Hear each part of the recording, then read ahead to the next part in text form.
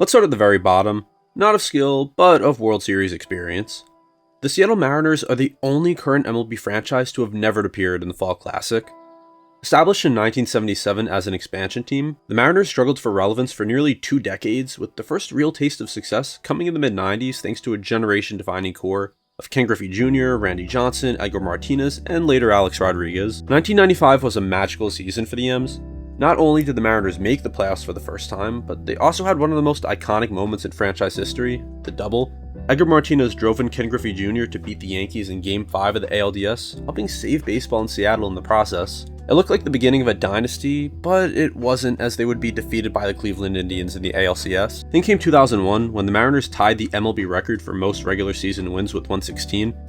Ichiro Suzuki was a rookie sensation who went on to win Rookie of the Year and MVP while the team was firing on all cylinders, and yet they lost in the ALCS to the Yankees. Again, and this was after falling to them the previous year. Since I made this video over the summer, the Mariners were very close to finally punching their first ticket to the World Series, as they led in the ALCS 3-2, but would sadly fall in 7 games to the Blue Jays. Next up are the Colorado Rockies, another expansion team born in 1993 and raised in the thinner of Coors Field. They've been known for wild offensive stats, especially pre-humidifier, and having a very lackluster history of pitchers. Rockies weren't expected to contend early, but by 1995, just their 3rd season, they had already made the playoffs as a wildcard team. However, their Cinderella moment came in 2007.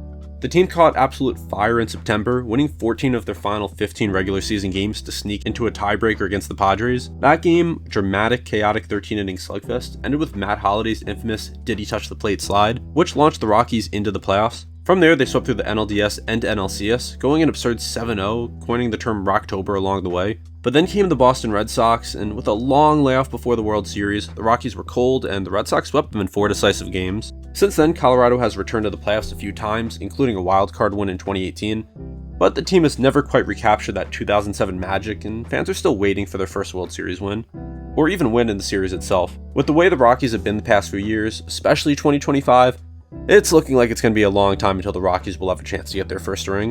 At least Colorado sports fans have seen the Avalanche and Nuggets win recently, though. The Padres have only been around since 1969 and have managed to reach the World Series twice, only to run into 2 of the greatest teams in baseball history. Their first shot came in '84, led by future Hall of Famer Tony Gwynn and manager Dick Williams.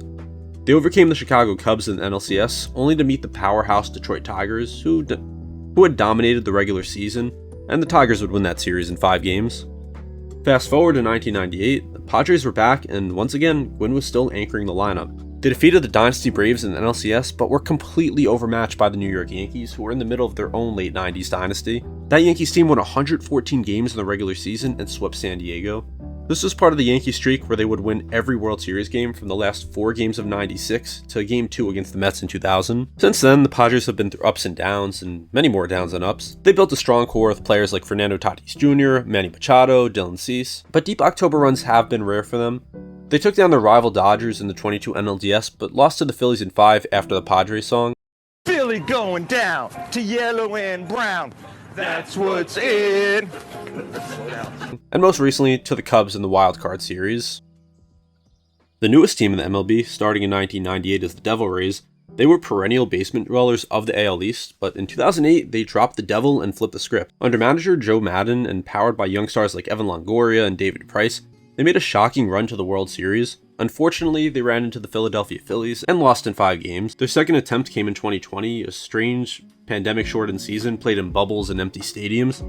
Some would call this the Mickey Mouse season, but the Rays leaned on analytics, a dominant bullpen, and the electric arm of emerging star Tyler Glasnow. Randy Arozarena emerged as a break-off playoff hero, but once again, Tampa met a stacked opponent in the Los Angeles Dodgers. Despite making it a competitive series, they lost in 6 games. Perhaps most memorable from the series was Brett Phillips' walk-off after he had barely played in the playoffs. The Rays have often been praised for doing more with less, fielding low-payroll, high-efficiency teams that regularly punch above their weight.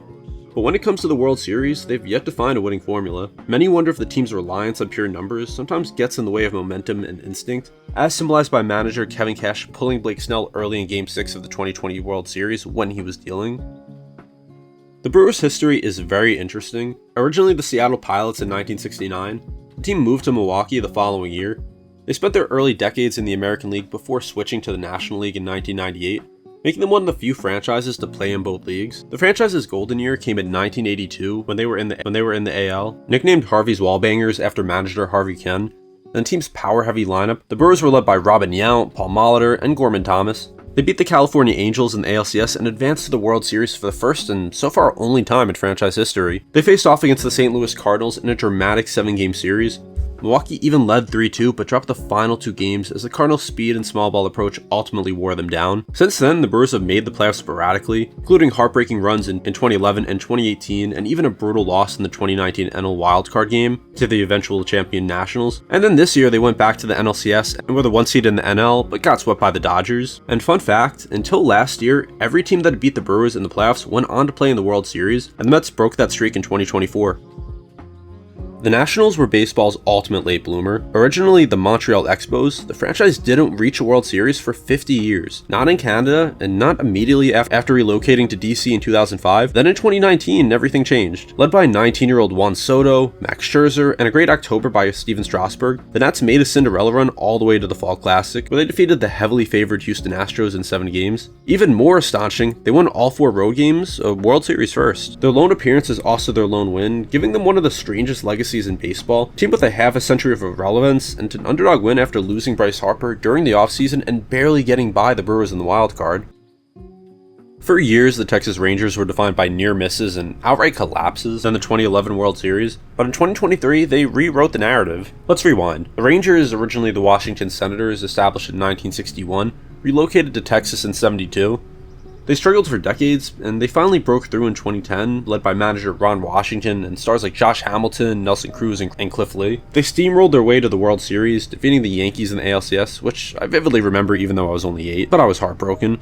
But anyway, the San Francisco Giants, with their dominant pitching, shut them down in 5 games. Then came 2011, the heartbreak to end all heartbreaks. The Rangers were 1 strike away twice from their first title against the Cardinals in Game 6.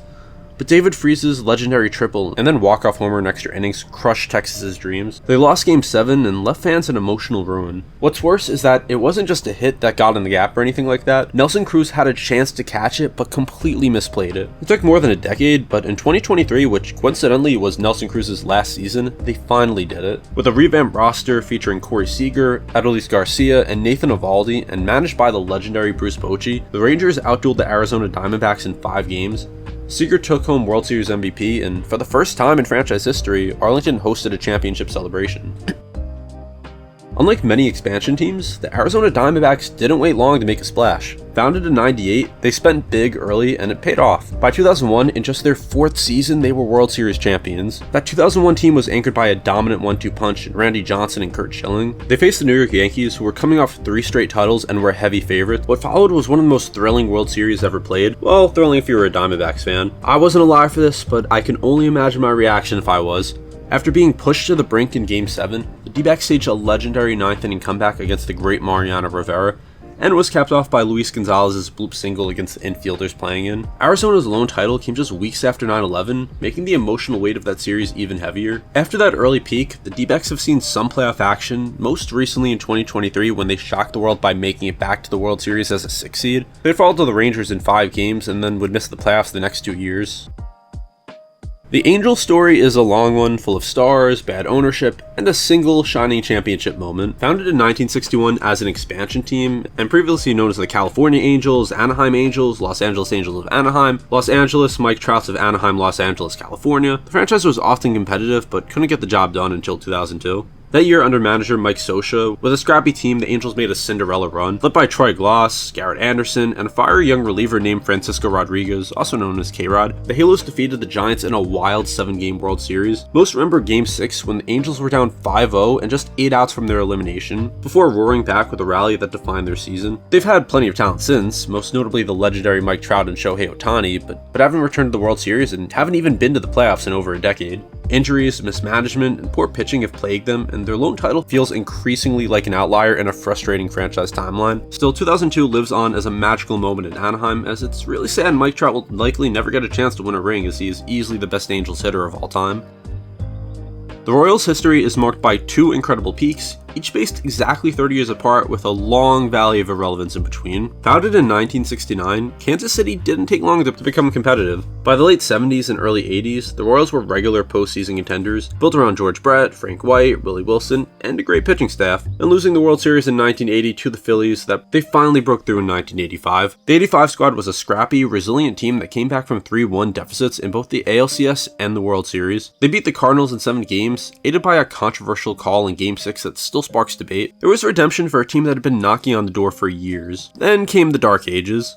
From 86 to 2013, the Royals didn't make the playoffs once, but out of nowhere, the 2014 team, built on defense, speed, and a lights-out bullpen, made a magical run to Game 7 of the World Series, ultimately falling just short to the Giants, who won their third in 5 years. The very next year, they came back with a vengeance, and the 2015 Royals took care of unfinished business, beating the Mets in 5 games to claim their second title. Kansas City hasn't been close since, and only made the playoffs again in 2024, where they lost to the Yankees in Game 4 of the ALDS, but they have one of the best young players in baseball in Bobby Witt Jr., and Salvador Perez, who was the lone player left in Kansas City from the 2015 squad. Don't feel too bad for the city though, considering they also root for the Chiefs. The Lowell Mets have had one of the most dramatic and meme-worthy existences in all of baseball. Since their birth in 1962 as the spiritual successors to the departed Brooklyn Dodgers and New York Giants, the Mets have had a lot of embarrassing moments with few peaks. Their first title came in 1969 out of nowhere. The Miracle Mets, or Amazons, led by Tom Seaver and manager Gil Hodges, went from last place the year before to World Series champs, toppling the heavily favored Orioles in 5 games. It remains one of the most iconic underdog stories in sports history. They nearly did it again in 73, a team with the slogan, "You gotta believe," but lost in 7 games to the A's. Then came 86. That year's Mets were cocky, chaotic, and did some less than ideal things in the clubhouse. However, they were extremely talented with stars like Dwight Gooden, Darryl Strawberry, and Gary Carter. They beat the Red Sox in one of the wildest series ever thanks to Curb Your Enthusiasm legend Bill Buckner's infamous error in Game 6 and a Game 7 comeback win. Since then, it's been a roller coaster. They lost to the Yankees in the 2000 Subway Series, collapsed in the late 2000s, and fell in 5 games to the Royals in 2015 despite having an elite pitching staff. Every year, Mets fans say it's their year, no matter if Tim Tebow was looked at for a potential roster spot or not. But the Mets were bought by Steve Cohen a few years ago, and supposedly have competent ownership now compared to the Wilpons, who could be talked about in a whole other video. But the 2025 Mets were a completely different story.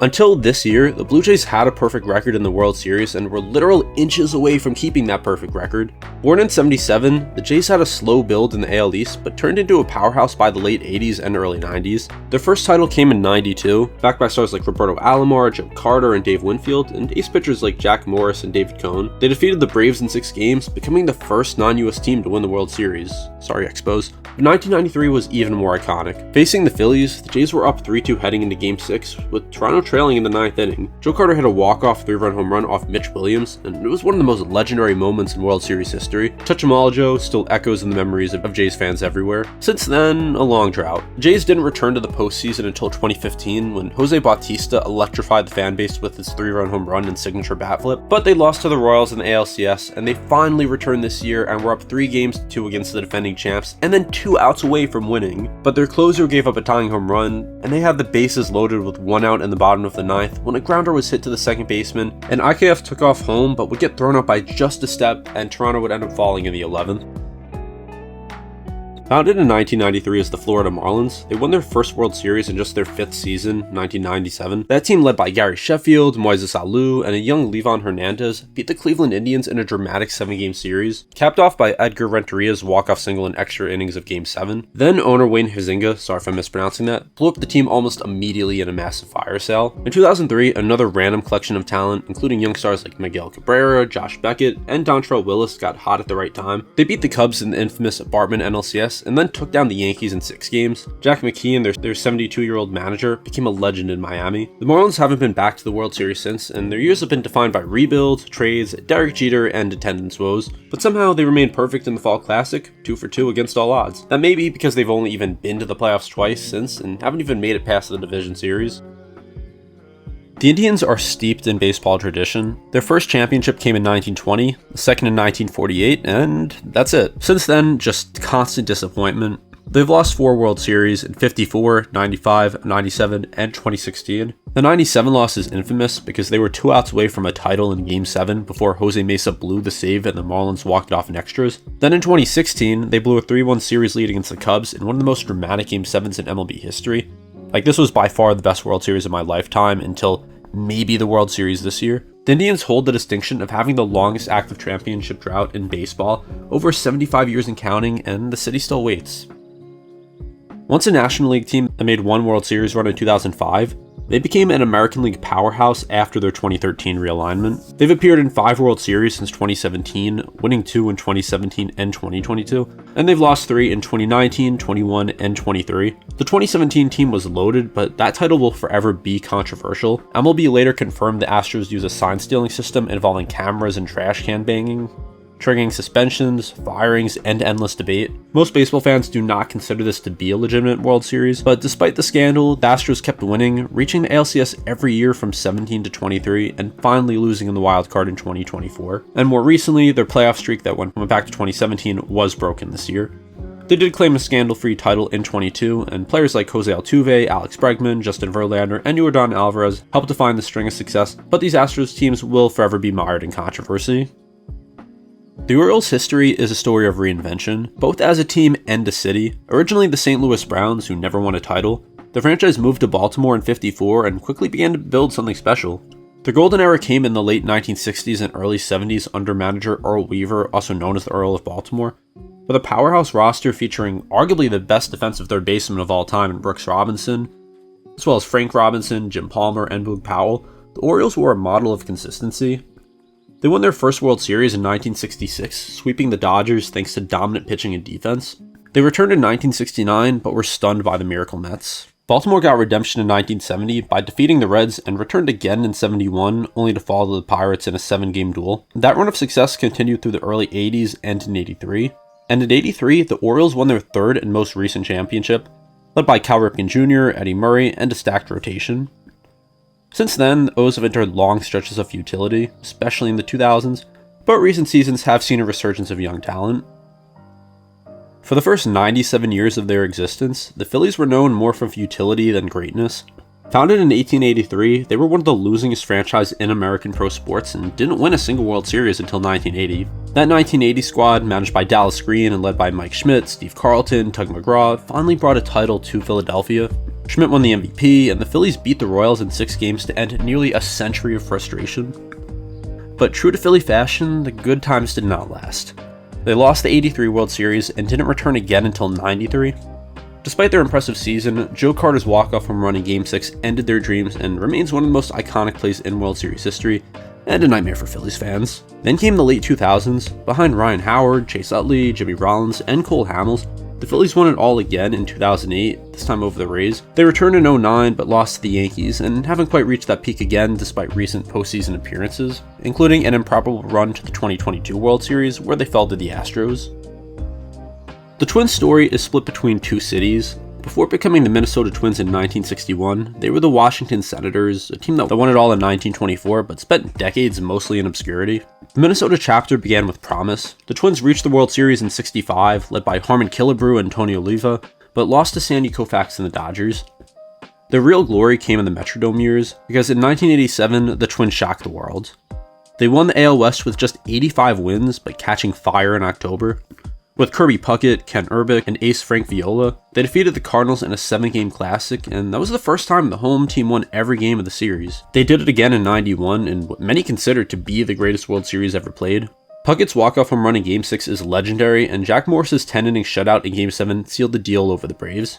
Since then, the Twins have struggled to make deep postseason runs despite regular season success in the 2000s and 2010s. In fact, they set an MLB record for most consecutive playoff losses, mostly thanks to the Yankees.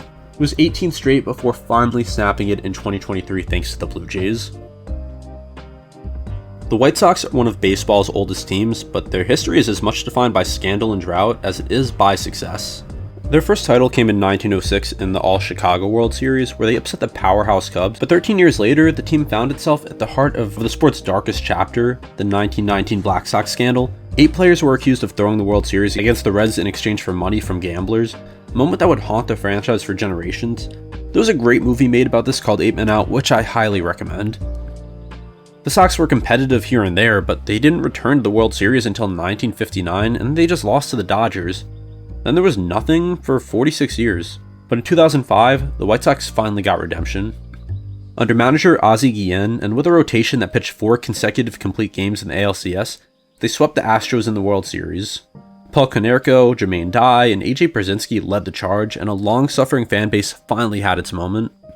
They've returned to the playoffs a few times since, but haven't been able to do much. Just last year, the White Sox arguably had the worst season in MLB history, so the future is not too bright. Few franchises in MLB history have covered more ground than the Braves, both literally and figuratively. They've played in 3 cities, Boston, Milwaukee, and Atlanta, and won World Series titles in all 3. The first came in 1914 when the Miracle Braves of Boston surged from last place in July to sweep the heavily favored Philadelphia A's.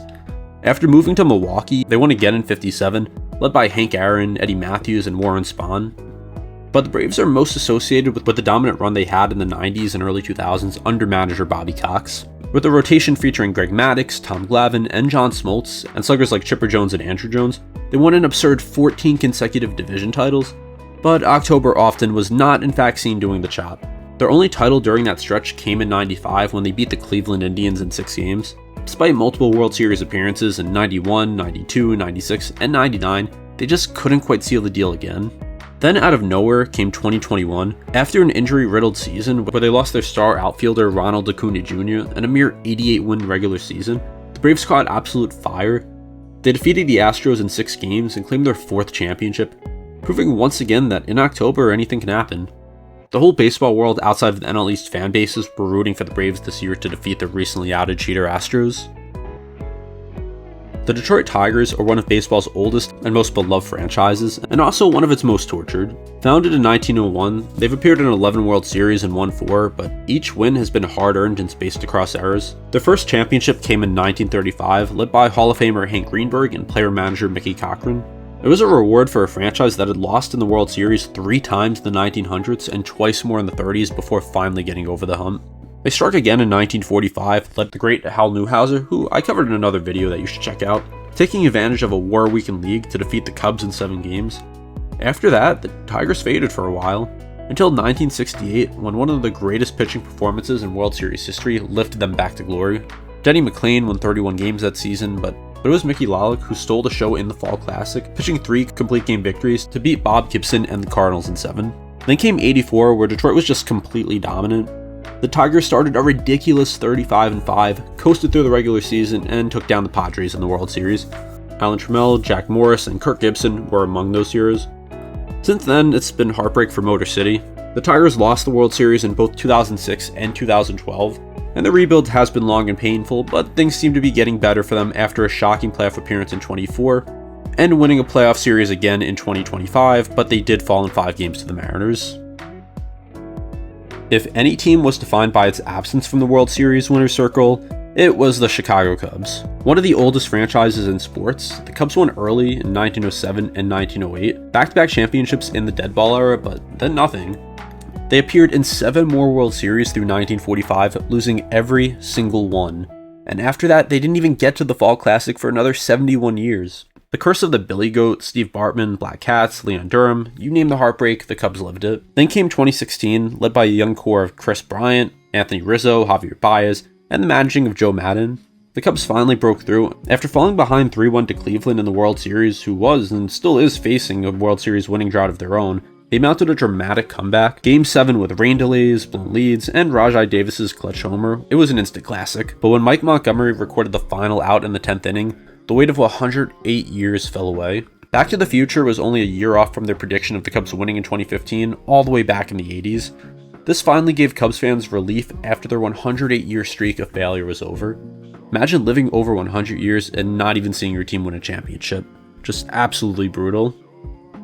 The Pittsburgh Pirates are a franchise steeped in history, both tragic and triumphant. With 5 World Series titles, they've left a huge mark on baseball history. Their first championship came in 1909, led by the legendary Honus Wagner. That year, they beat Ty Cobb's Tigers in a battle of early titans. They followed up in 1925, becoming the first team to come back from a 3-1 deficit in the World Series, toppling the Washington Senators in Game 7. But it's the 1960 World Series that truly defines Pirates mythology. That year, despite being badly outscored by the Yankees overall, the Pirates forced a Game 7, and in the bottom of the 9th, Bill Mazeroski hit the only walk-off home run in World Series Game 7 history. It's still one of the most iconic moments in sports history. They had 2 more titles in the 70s, in 71 and 79, led by the legendary Roberto Clemente, and later by Pops Willie Stargell. The 79 team, nicknamed the Family, was all about unity. Their comeback against the Orioles cemented their place in history. Since then, a long drought. 20-year losing streak despite a 20-year losing streak haunted the franchise from the early 90s to 2013. Despite brief playoff success with Andrew McCutchen in the 2010s, they haven't sniffed a World Series in decades. But in terms of legacy, the Pirates still stand tall even with their decline. And in 2025, their franchise record dipped below 500 for the first time in who knows how many years. The Reds don't always get the credit they deserve, but this is a franchise with serious history. Their first World Series came in 1919, though it's remembered more for the infamous Black Sox scandal than for Cincinnati's victory. But their true glory days came in the 70s, when the Big Red Machine featuring Johnny Bench, Joe Morgan, Tony Perez, and hit king Pete Rose became one of the most feared lineups in history. They won back-to-back titles in 75 and 76, and the 75 series against Boston remains one of the greatest ever played. Their last run came in 1990, when they stunned the heavily favored Oakland A's with a 4-game sweep. In fact, their owner was actually upset about it being a sweep due to less revenue. Since then, playoff success has been rare, but their history is rich and underappreciated. The Giants' journey spans coast, centuries, and generations. Starting in New York in the 1880s, they were one of the earliest juggernauts of the game. They won 5 championships in New York in 1905, 1921, 1922, 1933, and 54, before moving west to San Francisco in 1958. But then, a long drought. Despite legends like Willie Mays, Willie McCovey, and Juan Marichal, the Giants never won at all in the 60s or 80s. They came close in 89, but were swept by the A's in the Earthquake series.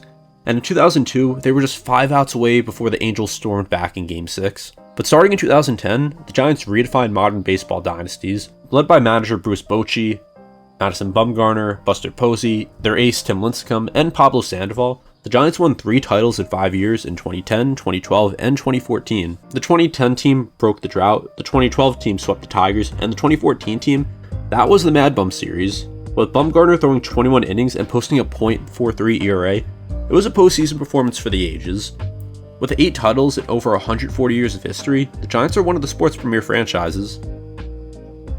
The team most of you are probably watching this video for, few teams have been as consistently dominant or as consistently snakebit as the Dodgers. Between their Brooklyn and Los Angeles eras, they've appeared in a National League best 27 World Series, but walked away with just 9 wins. The Brooklyn years were defined by heartbreak, especially at the hands of the Yankees. It wasn't until 1955 that they finally broke through. After moving west in 1958, they found success with pitching legends like Sandy Koufax and Don Drysdale, winning titles in 59, 63, and 65. Fast forward to the 80s, in 1988, Kirk Gibson's miracle walk-off in Game 1 became one of baseball's most iconic moments, setting the stage for a shocking World Series win over the A's. In the 21st century, the Dodgers became a playoff mainstay, but couldn't seal the deal, losing in 2017 and 2018 before finally winning it all in 2020 in a shortened season. And most recently, in 2024 and now 2025, they've become the first back-to-back champs since the 98 to 2000 Yankees. After one of the best World Series of all time, they were down in Game 7 with 2 outs remaining, and Miguel Rojas at the plate, who hadn't hit a home run in a couple months, tied up the game against the Blue Jays closer with a solo shot to left field. And then the Dodgers nearly lost in the bottom of the inning, but held on thanks to Yoshinobu Yamamoto's clutch pitching, which came a day after he threw 96 pitches. Thanks to a Will Smith home run in the 11th inning, the Dodgers would end up winning, and it sealed one of the greatest World Series of all time. The Red Sox were an early powerhouse, winning 5 titles between 1903 and 1918, thanks in part to a young Babe Ruth who helped them win the 1916 and 18 titles as both a dominant pitcher and slugger. But then came the curse. After selling Ruth to the Yankees in 1919, Boston didn't win another World Series for 86 years. The franchise endured decades of heartbreak, losing in 7 games in 1946, 67, 75. The Carlton Fisk walk-off Game 6 was iconic and mentioned in Good Will Hunting, but they lost in Game 7. And of course, 1986, the infamous Bill Buckner game. But in 2004, everything changed. Down 3-0 to the Yankees in the ALCS, the Red Sox made an unprecedented comeback to win 4 straight and became the first team to come back from a 3-0 deficit in baseball. They ended up beating the Cardinals in the World Series to break the curse. They added 3 more championships in the modern era. 2007, sweeping the Rockies. 2013, rallying a city healing from the Boston Marathon bombing, with a 108-win team that steamrolled the Dodgers, with stars like David Ortiz, Manny Ramirez, Pedro Martinez, Mookie Betts, and more. The Red Sox have had a lot of 21st century success. The A's are one of baseball's oldest and most successful franchises, and also one of its most nomadic. They began in Philadelphia, moved to Kansas City, settled in Oakland in 1968, and were there for a while, but now they're in Sacramento and will be in Vegas shortly. Across their first 3 eras, they've won 9 World Series titles, a title only 2 teams have tied and 2 teams have bested. Their first dynasty came in Philadelphia in the 1910s, led by Connie Mack and featuring stars like Eddie Collins and Home Run Baker. They won 3 titles in 1910, 11, and 13, and also added 2 more in 1929 and 1930, before financial struggles dismantled the team. Fast forward to the 70s, and the A's were reborn in Oakland. From 72 to 74, they won 3 straight championships, led by Reggie Jackson, Catfish Hunter, Vida Blue, and Raleigh Fingers. The team was talented, had some great mustaches, and were famously dysfunctional, but dominant nonetheless. They made it back to the late 80s with the Bash brothers, Mark McGwire and Jose Canseco, and flamethrower Dennis Eckersley, and won it all in 1989, sweeping the Giants in the earthquake-interrupted Battle of the Bay. Since then, the A's have had a lot of great regular seasons and pioneering analytics like we learned in Moneyball, but no World Series wins. Their low-budget model often leads to playoff exits and roster sell-offs. Despite this, their legacy as a historically great franchise remains firm, even if their future is up in the air with their upcoming move to Vegas. The Cardinals are the National League's crown jewel when it comes to championships. Their 11 World Series wins trail only the Yankees, and their success spans every baseball era. Their first came in 1926, beating the Yankees behind Hall of Fame player-manager Rogers Hornsby. From there, they built dynasties in the 1930s and 1940s with stars like Dizzy Dean, Stan Musial, and the Gas House Gang. The Redbirds added titles in 42, 44, and 46 before a slump, but came roaring back in the 60s. Bob Gibson, Lou Brock, and Curt Flood helped lead St. Louis to 2 more championships in 64 and 67, and won a heartbreaking Game 7 loss in 68. The 1980s brought Whitey Herzog's Whitey Ball, a fast, aggressive style that paid off with a 1982 championship and 2 more NL pennants. Their most iconic modern title came in 2011, a team that refused to die. David Freese's walk-off homer in Game 6, after being 1 strike away from elimination twice, is one of the greatest moments in World Series history. The Cardinals won Game 7 and added that to their 2006 win behind Albert Pujols and Chris Carpenter. That World Series can use an entire video because of how improbable it was. They only won 83 games in the regular season that year. No matter the decade, the Cardinals win, and they win a lot. Unless it's the 2020s, at least so far. And now we have the mighty Yankees. The New York Yankees are the most successful franchise in baseball and arguably in all of professional sports. 41 World Series appearances, 27 championships, the run is unparalleled and their impact on the sport is unmatched. It started in 1923 with the opening of Yankee Stadium, the house that Ruth built. From there, it was decades of dominance with Babe Ruth, Lou Gehrig, Joe DiMaggio, Mickey Mantle, Yogi Berra. The legends are endless. They won 20 titles from 1923 to 1962, and then won a couple in the 70s. The late 1990s Yankees were a machine. 4 titles from 96 to 2000 with a three-peat. They were led by Derek Jeter, Mariano Rivera, and manager Joe Torre. Their most recent championship came in 2009, powered by the bat of Godzilla Hideki Matsui and the arm of CC Sabathia. But even the Yankees haven't been immune to droughts. Despite enormous payrolls and regular postseason appearances, they went 14 years without returning to the World Series and then collapsed against the Dodgers after returning in 2024. Still, no matter who you root for, the Yankees set the bar. Love them or hate them, their place in baseball lore is eternal. And that's the video. This is coming out after the Dodgers won in 2025. This is an updated version of the video I made a couple months ago. I got a new mic, so this should sound a lot better. And obviously, I've added a few updates for the Dodgers, Blue Jays, Mariners. I haven't made as many videos recently because YouTube just has not been sending my videos out. My impressions have just fallen off a cliff despite good CTRs and watch time. So hopefully this video performs better so I can start making even more videos. If you made it to the end of this, you're probably a big baseball fan, so I think I have a lot of content you'll enjoy, so be sure to subscribe and check that out. Thank you for watching Baseball Domain, and I'll see you next time.